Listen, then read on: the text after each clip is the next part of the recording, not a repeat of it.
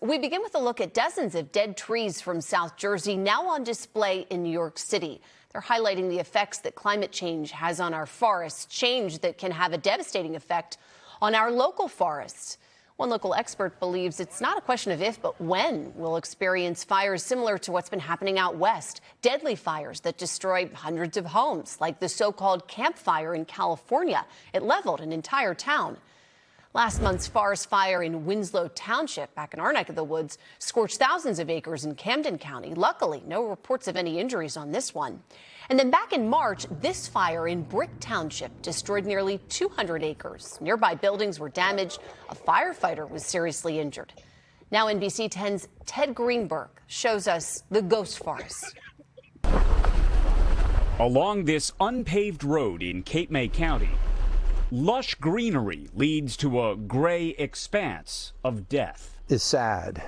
It's a sad thing to me. It's called a ghost forest. I just feel an obligation that we need to make a difference here. Certified forester Bob Williams says a massive amount of these Atlantic white cedar trees were killed by salt water that inundated the area during Hurricane Sandy, fueled by rising sea levels. When you see dying forest and you see something happen to our climate, eventually it's going to affect everyone. Everyone needs to be concerned. Nearly 50 dead trees recently found not far from this remote part of the Jersey Shore now tower over New York City's vibrant Madison Square Park for many to see. These natural beings that we've helped, kill off, they're there to remind us of what nature can be and could be. Artist Maya Lynn worked closely with Bob Williams to get the cedars from South Jersey to Manhattan for her new ghost forest installation. It aims to put a focus on the impacts of climate change. I didn't realize when I came in what this was for, but now that I know that these are to kind of protest climate change, I love it even more. It's one of the most important things that urban society needs. They need to be touching Mother Nature. In the shadow of this ghost forest, there are new signs of hope.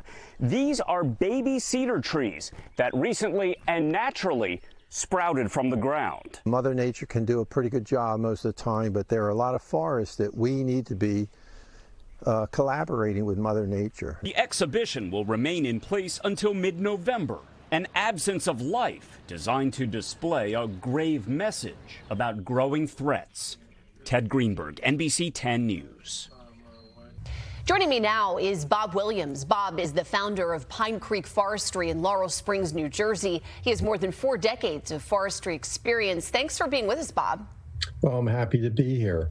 We just saw Ted's story. You were in that story. It shows us an artistic approach to bringing awareness to climate change.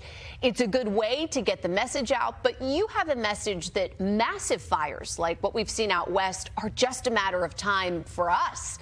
Is that just to get our attention, or do you really mean it? Is that coming? Well, I mean it, and I've meant it for a number of years, and it's a serious situation that I think folks should be thinking about.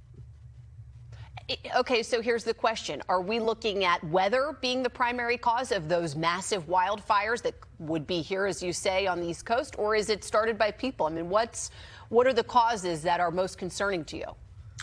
Well, the causes are a very long period of the forest being without fire. Our forests here in southern New Jersey really do need fire. But because we've done such a great job at protecting homes and lives and infrastructure, small towns, which we need to do, we've allowed the forest to sort of overgrow and establish extremely high fuel loads so that when a fire does come, it's going to be quite dramatic. It's happened in the past. We've seen very large fires throughout the history of southern New Jersey, but we're long overdue. And the physical condition of the forest, along with, we are having hotter weather, drier weather. So our forests are sort of primed to burn. They're ready to go. And I suppose because we are having this more severe weather, hotter weather sooner. I mean, we had a heat wave in June, in early June. I mean, is that what is the primary issue here? Why these forests are overgrown, why they're so dry, and why they're ready to just ignite? I'm not so sure that that's why they're ready to burn. They're going to make that weather change and the severe rise in temperatures or what have you are going to make the fires more intense, more severe. The basic issue with our forest, they're fire adapted, they need fire. And throughout history, long before colonial settlement, the Native Americans maintained these forests by burning the underbrush, keeping the forest open and healthy. So now we sort of have several issues colliding. The neglect of the forest, the suppression of fires, and the change in our weather patterns and our temperatures. So I think what I'm hearing you say is that controlled burns are not necessarily happening at the rate that you'd like to see them. Is that right? That's correct.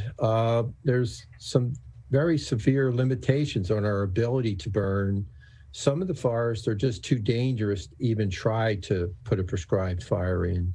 The other thing is the weather conditions that we're permitted to burn prohibit us putting prescribed burns on the ground. So we're not going to burn our way out of the problem. It's going to take some other forestry techniques along with burning to sort of get the forest back in balance. And I guess it's going to take creativity on your part, on experts like you, to adapt with our changing climate. That's part of this complex issue, as you've described.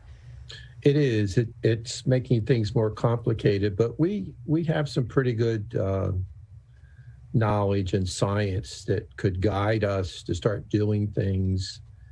And we see some good forest ecologists throughout North America doing a lot of good things. Like what? What are they doing that you think could be solutions in this case? To get the forest back in balance, we have too many trees. So we need tree removal. And of course, that's the rub. A lot of folks have a hard time with us cutting a tree. But the forest, whether it's in Arizona, whether it's in Colorado, whether it's in Oregon, California, or southern New Jersey, are overstocked with too many trees because of this long period of suppressing these natural fires that used to come through and keep the forest well maintained. We have literally probably millions of homes and businesses and towns sitting in these forests that were never there before when fires came through. So it's a complex situation that we've created on several levels, and I think we have an obligation now to kind of be collaborating with Mother Nature and get on with, these solutions. Well, we appreciate you bringing attention to this. Bob Williams, the founder of Pine Creek Forestry, thank you for taking your time to be with us today. Well, you're very welcome.